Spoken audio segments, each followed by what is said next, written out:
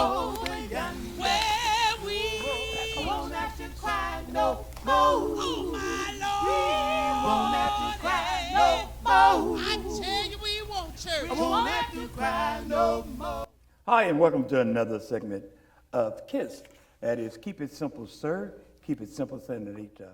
Keep it simple, saints and sisters of God. We're glad to come to your home once again. Praise God. And we have a very special guest with us today, right Dayton grown. And we're so blessed to have her with us. And at this time, before we get started, today the subject will be Abolition, Ohio, University of Dayton.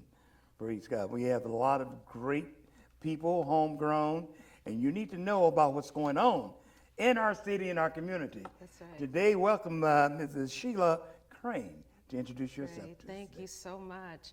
Yes, you mentioned a magic word. I'm going to tell you how I got to Abolition, Ohio. I was an international flight attendant, Delta Airlines, living in Chicago. And I always felt that if I were to ever get married and have children, I did not want to live in a building with 100 stories. It just didn't make sense. I didn't want to move to the suburbs. I said I'd rather move back to Dayton than live in the suburbs of Chicago. So I have a brother, Clyde Tucker, who's developmentally disabled. So my heart goes out. And we talked about my mother, Mary Tucker, taught at Dunbar High School, and we're going to talk about her too, I'm pretty sure. But my mother was very active with developmental disabilities issues and, you know, served on the state level and just local parents group and what have you. But it was when I was working with Montgomery County's PIC, Prostitution Intervention Collaborative, adult women. Yes. As a housing consultant. Housing is the number one need. You're going to hear me say that over and over and over That's again. Fine. Okay? Yes. So it was when I was working with PIC that I just happened to attend a Dorothy Stang symposium on human trafficking. Yes. I had no idea what human trafficking was. I'm expecting to hear, you know, you and I are talking about, you know, the world and what have you. So I was expecting to learn something about what's going on in third world countries and what have you. Until this woman by the name of Teresa Flores, she walked across that stage back and forth and talked about from the ages of 15 to 17, how she was trafficked right out of her own home. Her father was an auto executive in Detroit. And you know, this is a very typical story about what happens with our youth and what happens with people that are just of any age really that are vulnerable to human trafficking. Yes. So Teresa tells her story about how she met this, her father traveled, the family traveled quite a bit. So she met this older boy in school and very attractive. And I remember her saying he smelled good, you know? So he got to know her, you know, he kind of paid her a compliment. But what he said to her that really made a difference was, I like you. Now, how many of us, we want to be liked, right? Yes. We want to be loved. Yes. And that's really what happened. So over time, that's the number one method, and I'll say that again sometime later, I'm sure. But he groomed her. Okay. He groomed her, got to know her a little bit. So to a point, he said to her, well, you know, maybe I can take you home. And he said, well, and she said, well, you know, she didn't see anything unusual about it and thought, okay, well, sure. So she went home with him. He said, well, do you mind if we stop at my place for a moment? She didn't see anything questionable about that.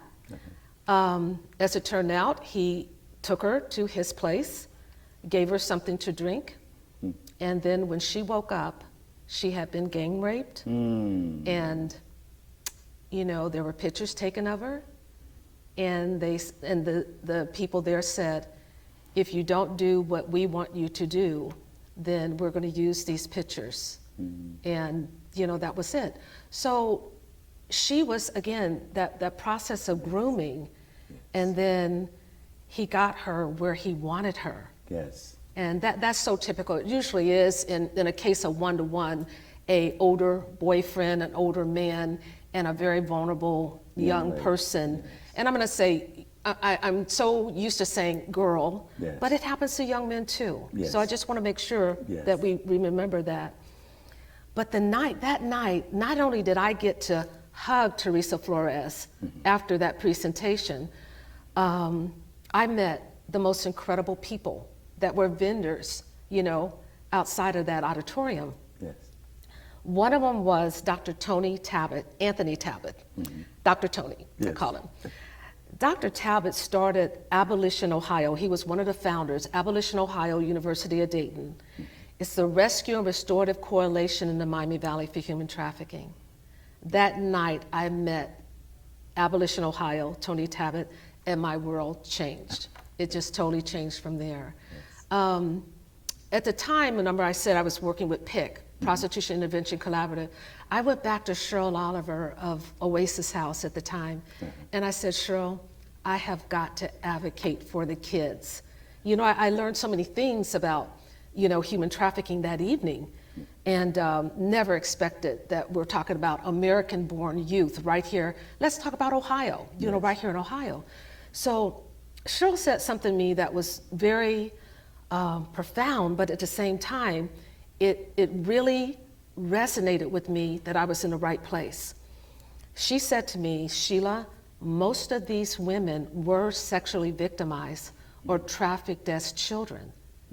And I thought, okay, well, that does it. That really proves I'm in the right place. Yes. So ever since that night, I have not detoured. This has been my passion. This has been my drive. This is what I think about all the time. Yes. And I'm still in housing. I'm still in housing because, again, that's the number one need. So being a part of Abolition Ohio, yes. we are also one of 23 coalitions within Ohio. Human trafficking under the Ohio Attorney General's Human Trafficking. It used to be Commission under DeWine, and now it's Anti-Human Trafficking Initiative. Okay. So we're very, very involved on the state level.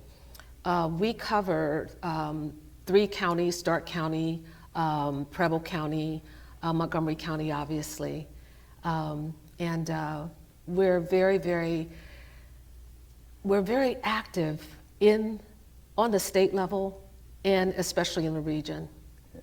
Okay, so I serve on what's called the Abolition Ohio Speakers Bureau. I'm the chair, as a matter of fact. Okay. And what we do trainings. I'm going to take this off because it's making noise. We do trainings, we do presentations, we train law enforcement, EMTs, firefighters, we train medical staff, health professionals, anyone that's mandated. A few years ago, cosmetology workers, salon workers were mandated to take 1 hour of human trafficking training a year. So under the Attorney General's office, I became a trainer, and we actually went into some of the people that I trained, some of my peers. We went into, I remember, a salon in Inglewood and another salon in Kettering, where the workers there, the salon workers, they said, we've had something like that happen. Where this man brings someone in and he sits there with that person and he's watching them every step, and this person, she's not very responsive and, that kind of thing. So that was most likely a human trafficking situation. So we're going to talk a little bit later about what to do in that case. But, as I mentioned before, with the situation with Teresa and most of these kids, we're going to talk a lot about the kids because, that's where my heart is. Yes. And what are we called to do? We're called to look for the orphans and the widows, right? Yes. So, what I said, most victims go willingly, but once they're caught up, it's almost impossible for them to break away. Okay. It's almost impossible. And one thing I want you to know, there is no such thing as a child prostitute. Child can't give consent. Right.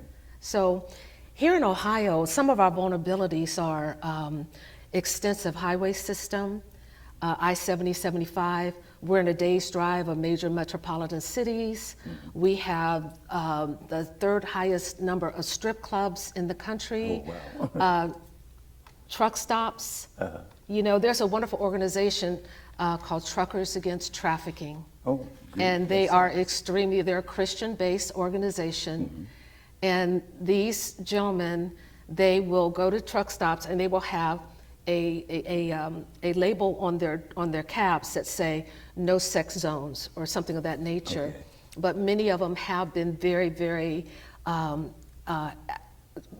instrumental in maybe rescuing some of these young girls. Yes. And we're going to talk about that a little bit later.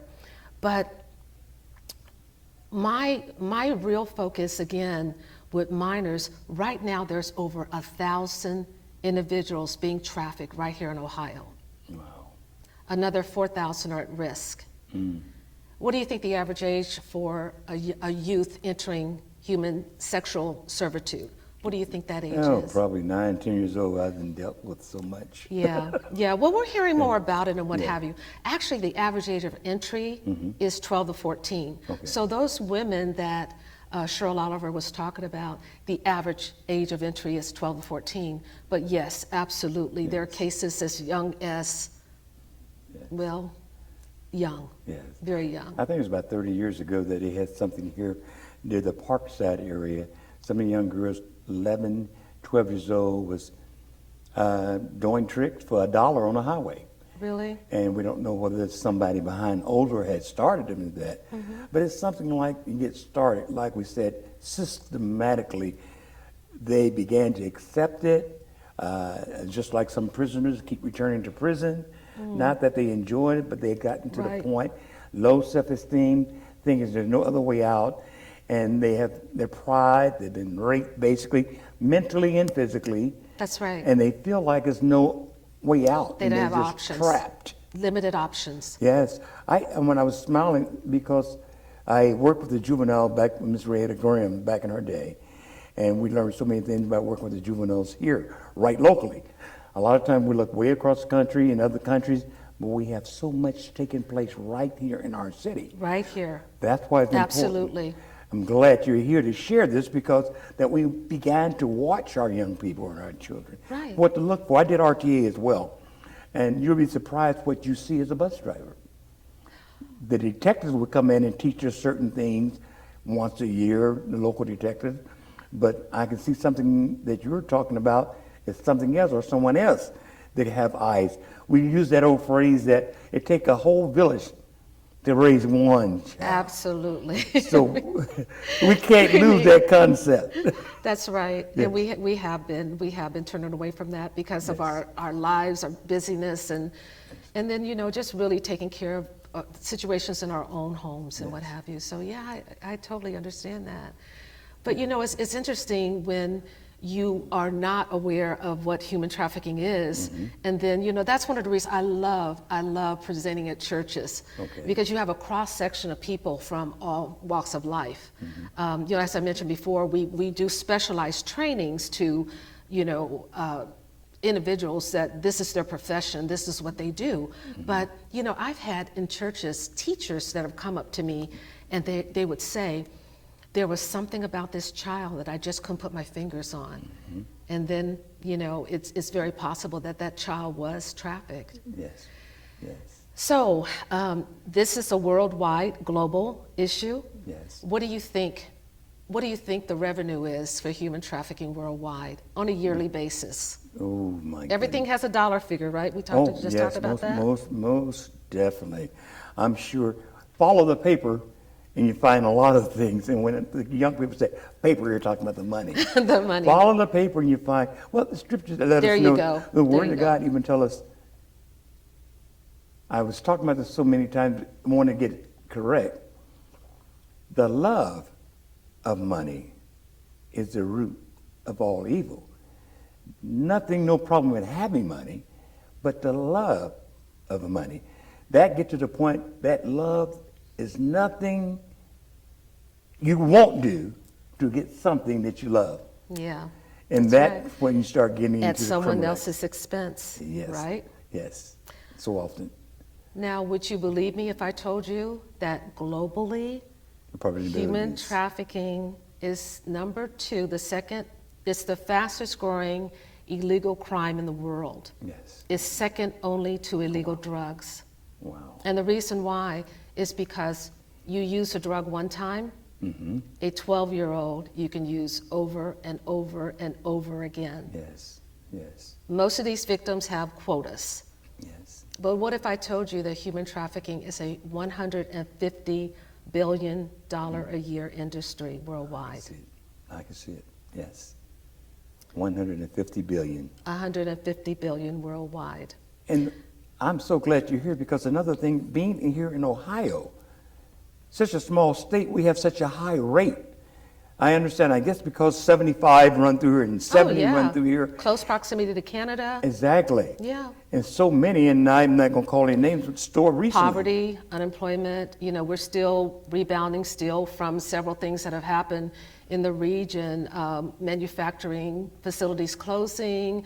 What was it, 2007 and 8? I remember this, the housing bubble burst. Okay. And then imagine what this pandemic is doing to us right now. Oh, yes. We don't know. We're still looking at 2019 statistics. Even though University of Cincinnati did a wonderful study in 2019. But I can imagine the update, what this is going to look like, after, A lot of prayer and a lot of education. Yeah. And that's so important. That's why we're glad you're here, and we thank God for what you're doing in a community that others may also join in. The more, the merrier. Well, how could you not want to be a part of it? How could you not want to do something when you find out that so many of these kids are involved, and so many of these missing kids, sometimes they're not found. Right. But I'm going to talk about that too a little bit.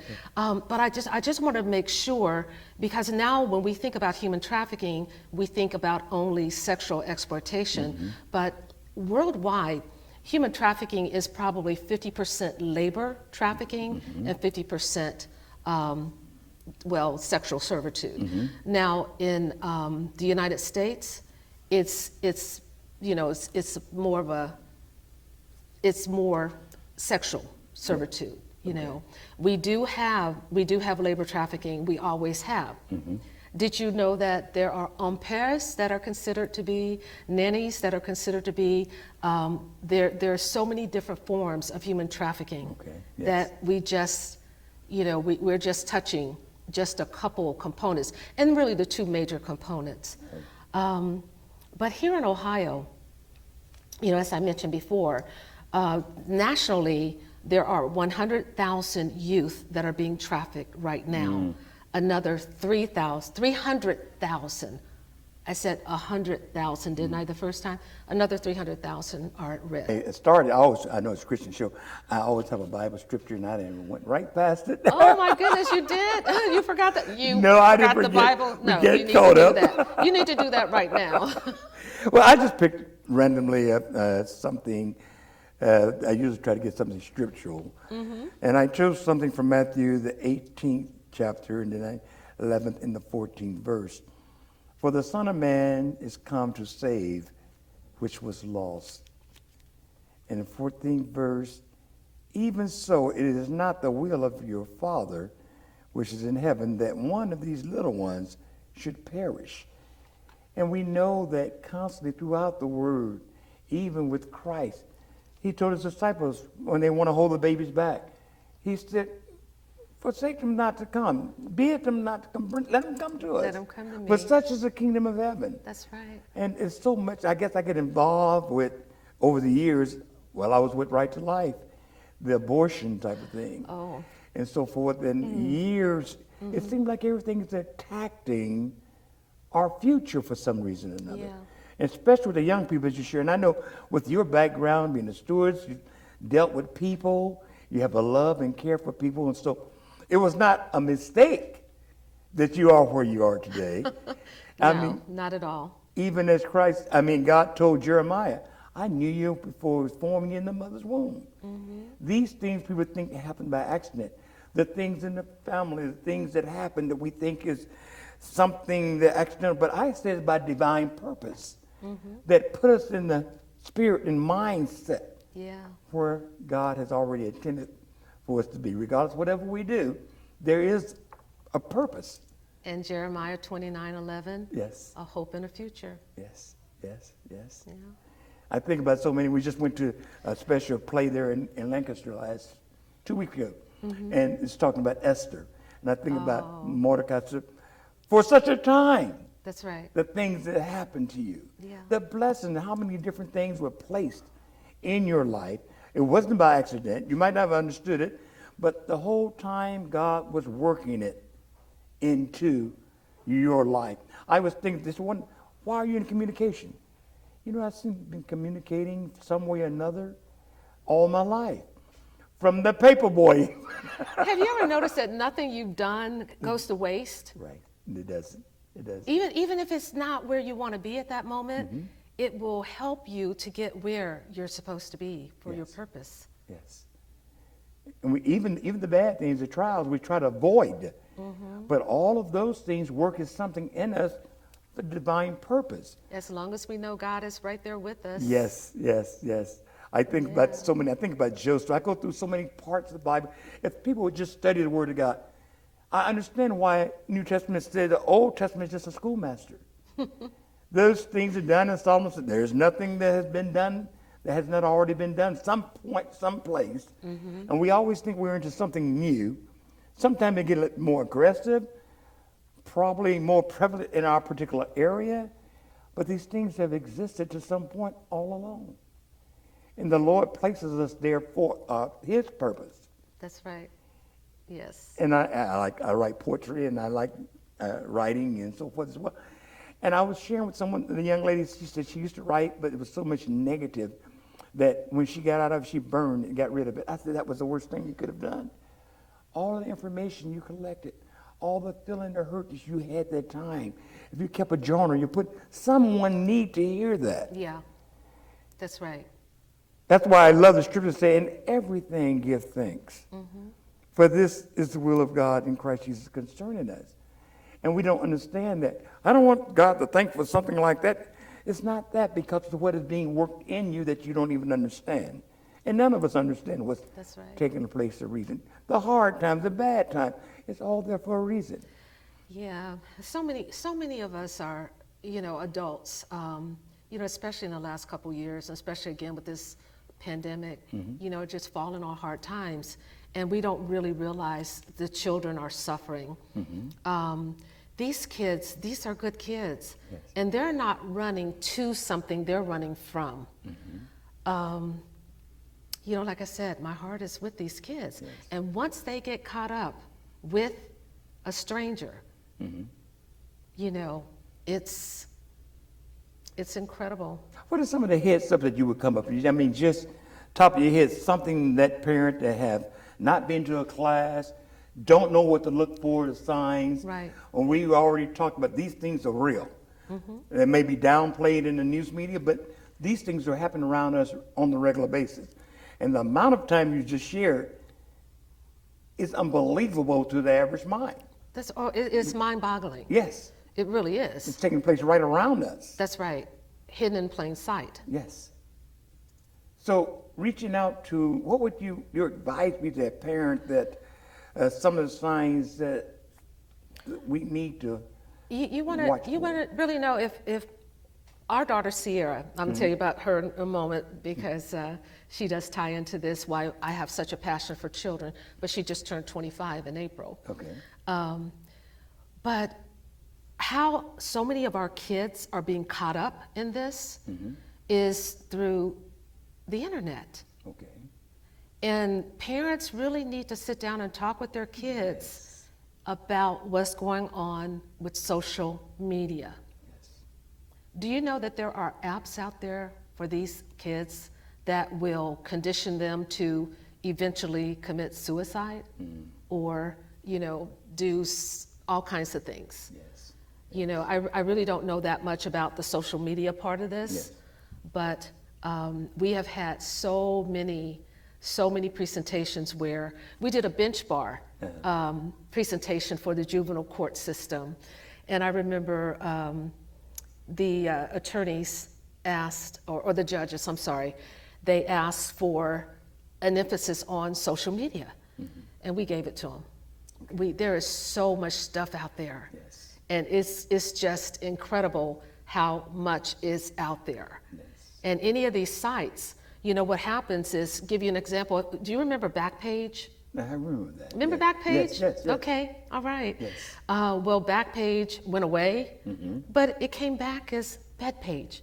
You know, I mean, you know, they go somewhere, maybe overseas or what Yes, have you, yes. and then they Come back. in a different form or format. Rename, yes. So this is one of the reasons why this is such a lucrative industry. Yes. New name, these kids said, but same old game. Yeah. That thing just goes around and comes right back again. What can we do? Now, I know one thing that I dislike, and you and I both know, being younger people, where we have gone from. The family that sat at the table ate together. And they had an old saying, the family that prays together Stays stays together. together. Yeah.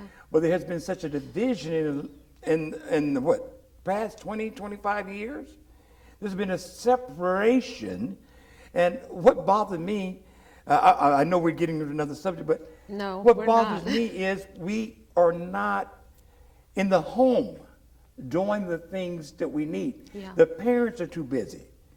When you become a parent, your life stops. My wife just tell her daughters, when you become a parent, your life stops. You live for the children now, basically, because you need to train them. They need the parent there. They need the parent instruction, the experience, the love. Nobody can love you like your own parent can. And I feel like a lot of times when we know 911, we call it 911 on the parents. Some parents are abusive, but not that many to the point. But it gives a child a chance to break away. Like you said, like the drugs and prostitution. What is the first thing the culprit want? Is it separates you from your family. Yeah. Those that really carry in love. So it's something that I feel needs to take place in the home. I wish all of this could be corrected in the home. Yes. Wouldn't that be wonderful? Oh, yes. We don't have no PTA anymore. I don't think half of them know what PTA is. Well, you know, I feel, I don't know. I just know that I was blessed. Yes. I waited a while to get married and have a child, Okay. and that's why I only had one. God said, you're having one, you know, but I prayed for her, and I'm going to get back to that in a moment. But I remember when she was in school, because of my job, because of my flexibility, I was able to be at anything and everything that she was involved in. Okay. And you know, those PTA meetings, guess who I saw? Grandparents. Yes, exactly. I saw grandparents. Yes. Because the reality of it is, you know, how many parents can work 8-hour and sometimes even more hours a day, and then come home and prepare meals and all of that, and then take care of that child? You know, it's just not enough hours in a day. Right. So that is one of our issues and one of our problems. But I could never, ever say anything negative about a parent that, you know, is putting food on that child's table, because they have to work so many hours, and they can only have so many hours in a day. You know, they're doing the best that they can. Yes. The only thing is, And I recognize that. That's the only thing is you mentioned the television had takes influence over that child. Yeah. That child sitting in front of the TV. That's a babysitter. And what are they looking at? What they're listening to? Who raising your child? Who's putting those ideas? I remember, what was it? I forget the time. Was it 30 years ago when they come out with subliminal messages? Oh, yes. One frame of popcorn and everybody. Now, that was 30 years ago. Then all of a sudden I'm walking to the kitchen. Yes. Yeah. So how much and what is taking place, subliminal and whatever else out there now, to the minds of that child sitting there like a robot, and just at that young age you were like sponge. Oh, yeah. Taking it all in. And we think Absolutely. those child don't know what they're looking at. Those children are like sponge. And they are taking care of each other. You know, they're they're responsible for each other, and so it's that electronic babysitter. You know, I do get that, and that, you know, those are issues that do factor in. Yes. Because some of these kids feel that, you know, the parents don't care, and let's be realistic. There are some parents out there that, you know, maybe parenting is not their priority. We have to be realistic to that. I'm not naive. You know, I know what's going on. I read these stories, and I talk to people that were trafficked, you know, that are survivors and thrivers, and, you know, so, you know, I'm not. And then we hear about it on the news, so we know what's going on. But child abuse is real. It's very real. But I'll tell you another thing too, and, you know, since you're bringing up the home, then I'm going to say this, you know. I think that unless a father is abusive, or there is some reason that he should not be in that child's life, I really believe that that's another form of child abuse, when the mother will purposely keep that child away from the father just because he doesn't want her anymore. Exactly. Yes. Now, since you brought up something that's not related to trafficking, but it does affect a child. Yes, it leads to that. It does. Yes. You know, I really believe that that's a form of child abuse. Leave that little innocent child out there, I said, looking for love in all the wrong places. Absolutely. And just the least bit of attention, make them a target. So you do agree with me? Yes. Yes. Okay. We're on the same page then. And Yeah. so that sort of all works together. That child wouldn't be in that position that is not watching. I mean, we had parents who were working, but they left chores for us to do. And that's the discipline in the home. Yeah. Don't open that door for anyone. Don't answer that phone. Yeah. That is the discipline that the parents had with their children when I was coming along. Now it's almost like the child is able to make a decision on their own, or tell their parents what they want to do or not do. That type of discipline just doesn't work. It doesn't prepare them for life, period. Young men who went in the military that never had been disciplined had the worst time. Following orders, being disciplined. It's not their fault because they never had to be disciplined, and they really felt like they woke up in hell. And it's just a discipline of being a military. And that's another subject too, but I guess the discipline that's missing in the home, the discipline that they need, you cannot get it in the church just on the weekend Sunday. We cannot get it for the teacher in the schoolhouse. That's why I run back to the home. All of these things working together put our child, our young people, out of dangerous way. Because if they get to the point you're not listening to the parent or the authority in the home, then they're doing but how much can a young child know versus what the parents know? Whether it's a good or bad parent, that parent know what's out there. Yeah. And the dangers out there. And if the love is in the home and they're allowed, like you said, the mother is taking it out on the dad and feeding the child with all kinds of poisons because she's angry with the dad, and vice versa in some cases. And vice versa, absolutely. Okay, so, you know, we're talking about parents that can make better decisions, but, you know, maybe because they are busy or for whatever reasons, they're not. They're not raising their kids. But what about those parents that are, you know, let's talk about them, because, you know, these are really the vulnerable children, the parents that are abusing their kids. You know, I was sharing with you that one of the coalitions that outside of Cleveland, now this is what I was thinking about when I was talking earlier. This woman told us about a little girl, she was about 8 years of age. And instead of her teacher, you know, she used to get good grades and, you know, was in school all the time and, you know, what have you, and, you know, just seemed to be. And then at some point, the teacher realized that her grades were dropping, you know, absences, you know, just not mentally there. And so instead of the teacher asking this little girl, little 8-year-old, what happened? What's going on with you? She asked her, Sarah, what can we do to make you smile again? The little girl said, I don't want to go see that man anymore. Her mother was selling this little 8-year-old girl to an older man for a $20 bill and a pack of cigarettes every weekend. Heard of those too. Yes. What child should go through something like that? Or the mother that's holding the hand of her 16-year-old daughter while the boyfriend is molesting her.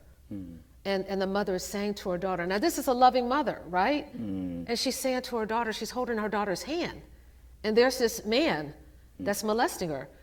And the mother is saying to the daughter, honey, you need to do this for us.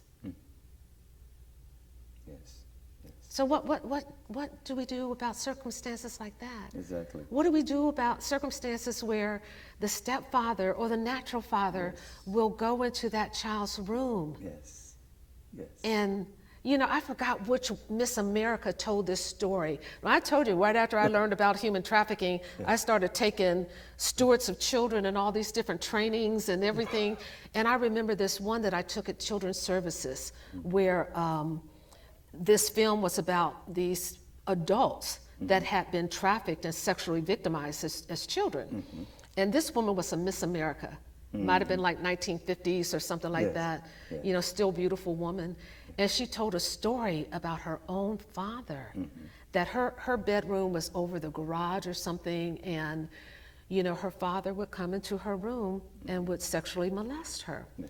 And she said that this one night, the father's in a room with her, and they hear the mother walking to the door. And then when the mother got to the door, the three of them, they mentally connected at that moment. The mother must have reached for the door. And they all three of them, nothing. And then all of a sudden, they hear the mother walking away. And what really, really hurts me? What really, truly, I have heard this over and over and over and over again from adults that have gone through this, that no one believes them. Exactly. That's why they don't tell. Exactly. And especially that other parent. You tell me why. I don't know. You tell me, why won't a parent believe, or do they not want to believe? They do not want to believe, and they're thinking more or less, I think, their own. And we see so much of that now. A lot of celebrities now that comes out when they tell you their background and history. People, even if they're celebrity and successful, they look at them, all right. That type of attitude, because no one seems to want to hear the negative things that's taking place. As long as it's not me, or you must have asked for it, or it was fast. Or what did you do? Exactly. What did you do to cause this to happen? Yes. And that's one of the reasons why you don't get a lot of reporting. Yes. And that's when I was speaking of earlier. To me, that even, not 100% all the way, but it sets up the young people to be away from the parent, afraid to tell their parents something. And I remember some young ladies was talking about they were afraid to mention to their parents because they wouldn't be able to go nowhere anymore. Oh. Almost if they would be put on punishment because they shared something somebody did to them negatively or paid them some negative attention. So it's a mind thing we all as a community have to correct. You agree? Oh, yeah. It's something we have to change our mindset. We do. And then again, there are those in position that sort of would turn their head for the paper because the hands were. Yeah, absolutely. So we up against one big demon, and that goes back to the love of money. Yeah. And the sacrifice of so many minds. And we're trying to figure out what's wrong with them. We incarcerate them, but we never get to find the real cause. I was telling somebody about psychiatrists. They're probably crazy as it is. They might go in there and talk, the patient talk to the psychiatrist week after week, month after month, telling them, number one, what they think the psychiatrists want to hear, Oh. or what is socially normal. Until one day they get so sick, because I'm tired of this. I'm going to just tell him just what he, and he said, finally, we're getting somewhere. Finally. Because we're always treating a lie. Yeah. We're treating someone's hiding the truth. Right. And so that thing become a snowball, and where does it stop? You know, I remember when, again, when I first started doing this, and my peers, you know, other realtor peers and, you know, what have you, they learned about, because I was always talking about it. I was always, you know, every day I do something in reference to this area. And I had male friends come up to me and say, you wouldn't believe my childhood. You just would not believe what I went through. And, you know, all I could do is give them a hug and, you know, because they're such strong people now. Yes, yes. You know, I've met so many, you know, and you said, what can we do? You know, that's something that we talk about, you know, even in Abolition, Ohio, in some of our meetings, is that, you know, the church, you know, that's where the church used to be open. One of the reasons I love telling churches is because I work with those pastors. Yes. You know, my husband tells me, he's like, you know, when you sell a church, you need to move on. The people in that church, they start thinking I'm a member. Yes. You know, Yes. because a church should be open. Well, everybody needs to be maybe one day off a week, but, you know, open all week long. It used to be that's the way it was. Yes. You know, but we've gone away from that. And that's why we have so many large edifices in our neighborhoods that are dying, and you know, I've sold some of those too. Vacant synagogues, churches, what have you, underutilized. You know, because that neighborhood is shifting, and the people that are living around that community are not supporting that church, and that church is not open every day for there to be people coming in and receiving services. And that's where we had so much before. I was talking to someone else on, I think one of the former NAACP president. The church was where the school and everything started. Yeah. And now it's almost like it's a curse to go to church. We have second and third generation people that have never been in church. Never been in church, I know. And that's unheard of. Yeah. But where do we get our moral lesson? The parents and the children. Well, how many years ago was it that we stopped praying in church, you know, and I mean praying in school. Yeah, I understand, yes. In school, the Pledge of Allegiance and Yes. prayers and all of that, you know, and what I don't understand is why we are so concerned about offending people. Shouldn't we be offended that we can't express our beliefs? All right. You know? I hear you. As America used to be called a Christian nation, where did that go? Yeah. We were busy trying to entertain other, and that's what the children of Israel got in trouble with so many times. That's right. That's right. You have the true living God, and everyone trying to come to you for the blessing, but now you're trying to become, it didn't help them.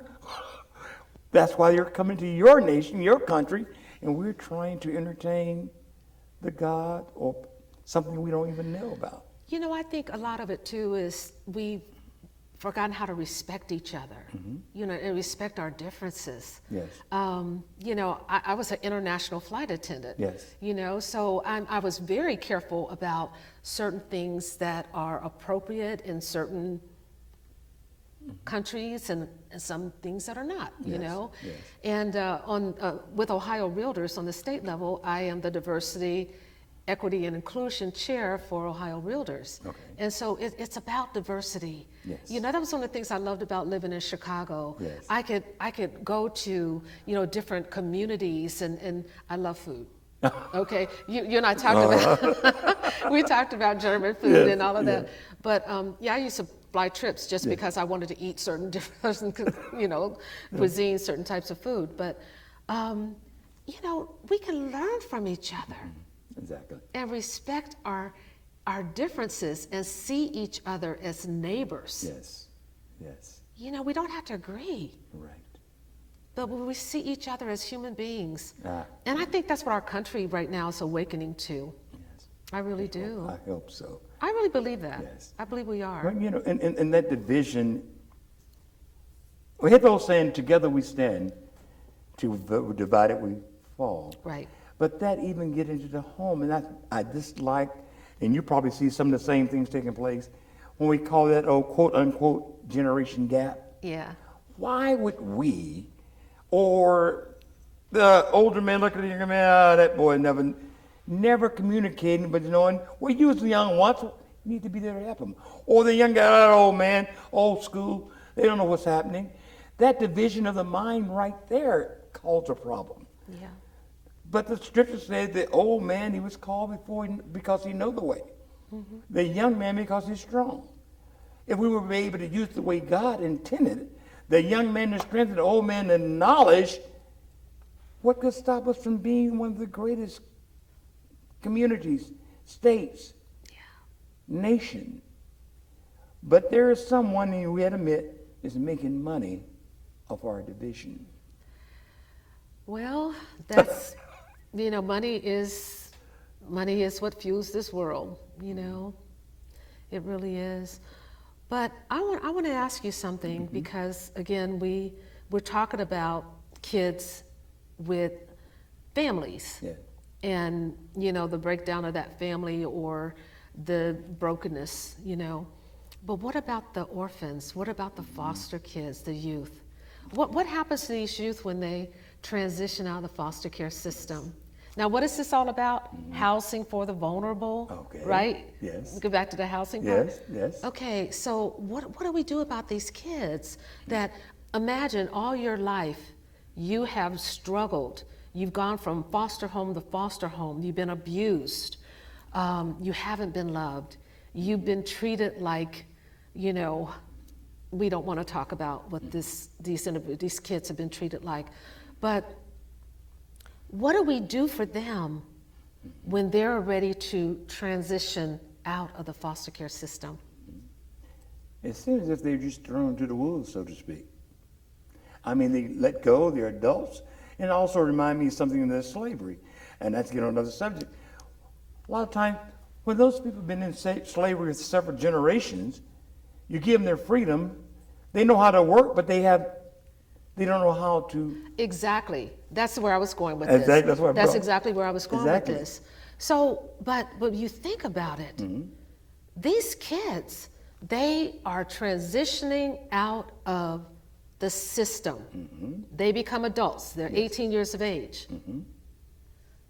I don't know about you, but I wasn't ready to get an apartment, a job, and all of that at the age of 18. Okay. And thank goodness I didn't have to. Uh-huh. But what if you have to?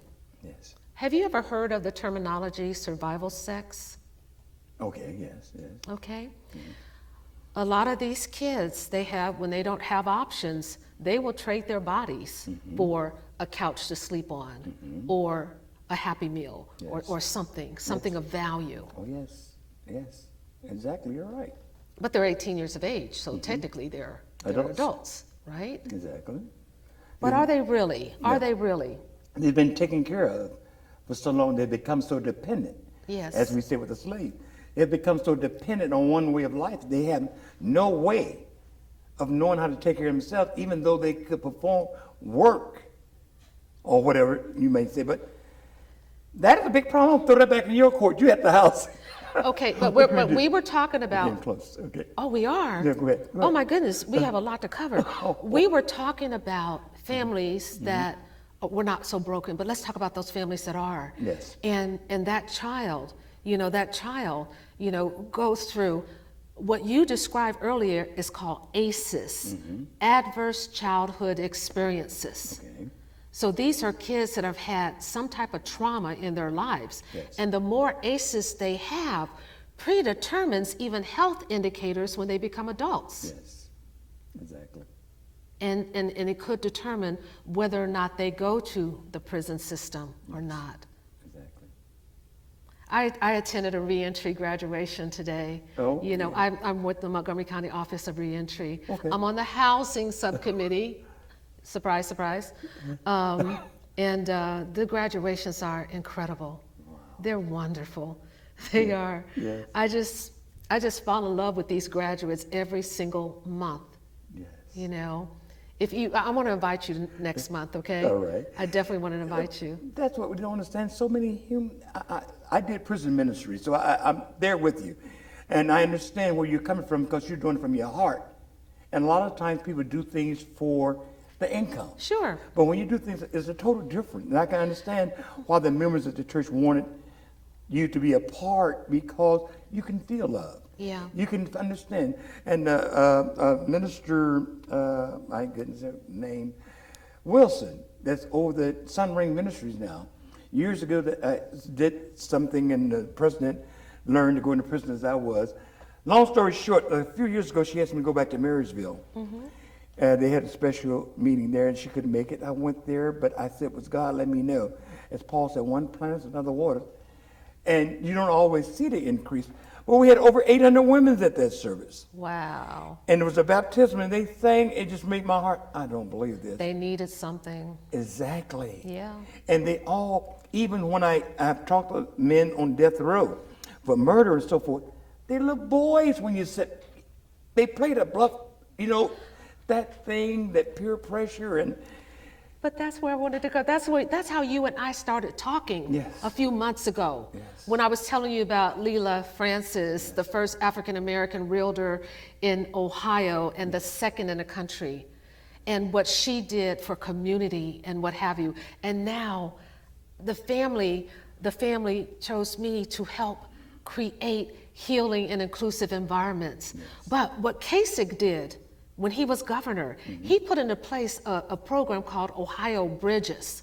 So as long as that child is 18 to 21, 22, somewhere in that range, as long as they're working, seeking employment, or going to school, the rents are paid directly to the property owner, homeowner, landlord, what have you. So there need to be more programs like this. But we didn't even touch upon post-traumatic stress disorder, trauma-informed care. We just mentioned ACEs, mental health.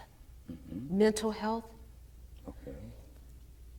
Our Office of Reentry is in the work that we're doing. Judge Walter Rice and County Commissioner Deb Lieberman put together, last year it was 10 years ago. Deb said today that the thought came to them 16 years ago, right? Yes. Sometimes it takes time, right? Yes. But these individuals that graduate, the recidivism rate is like 5%. That's incredible. Because when you work that hard and you want something and you deserve it and you're ready to start over, as long as you have the tools and help from the community, Oh, yes. the success rate is there. You could be whatever it is that God is calling you to do. Yes. But you can't always do it by yourself. Yeah. So we have to look at these vulnerable populations that we're talking about in need of housing. Women that are coming from abuse situations, battered women. Oh, yes, yes, yes. I'll never forget, hearing a story once, years ago, where a woman could not get into a shelter. And she had nowhere else to go. That's what happens with these trafficking victims. We didn't even talk about recovery. When somebody is going through the cycle of recovery and they keep going back to that environment that fostered the addiction, what do you expect is going to happen? Exactly. Another is drugs and what have you. But you just mentioned something that I got to get this out there before we end this. Now do you understand that some of our young men that are getting caught up in gangs, again, that could be a form of trafficking. Yes, yes. What did I say earlier? Most victims go willingly, but once they're caught up.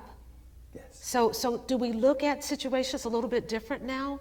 And then when they get caught up in the system, they need that opportunity. They need that opportunity. They paid their time. And to come out and be able to start over again. Yes, yes, yes. Maybe I can get a chance to get you back and get another section to go a little farther, because there's some other community leaders. Well, I didn't get through half of this. That's where our time usually goes. And my concern is somebody out there yes.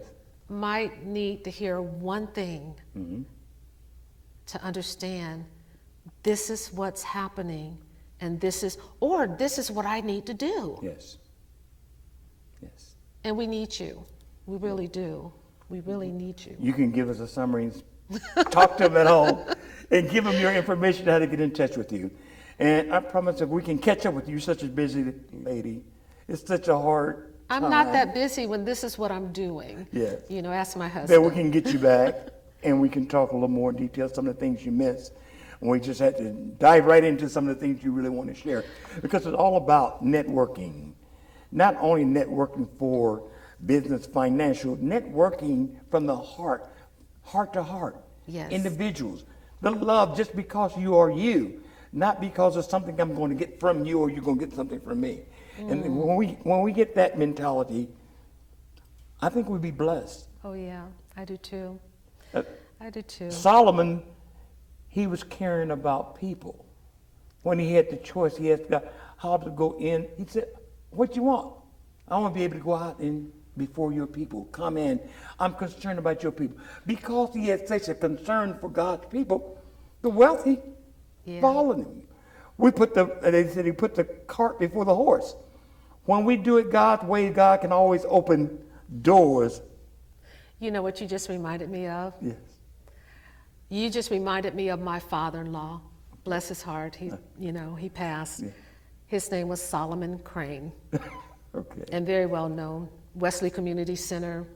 I remember County Commissioner Curran and what have you. Uh-huh. And then your other connection with me, my mother, Mary Tucker, for any of you that had her as a science teacher at Dunbar High School.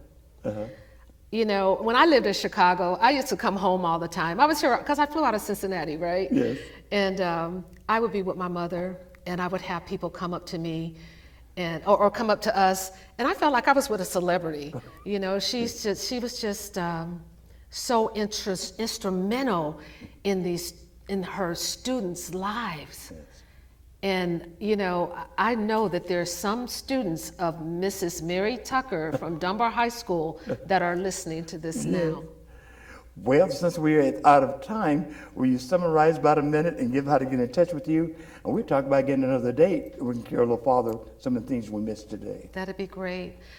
Well, my name is Sheila Crane, and I put, for that information, the Abolition Ohio @gmail.com. We do presentations to churches, we do trainings, and we go into schools, we have meetings with parents. You know, we cover everything, every single thing. And we love, what did I say earlier? We love churches.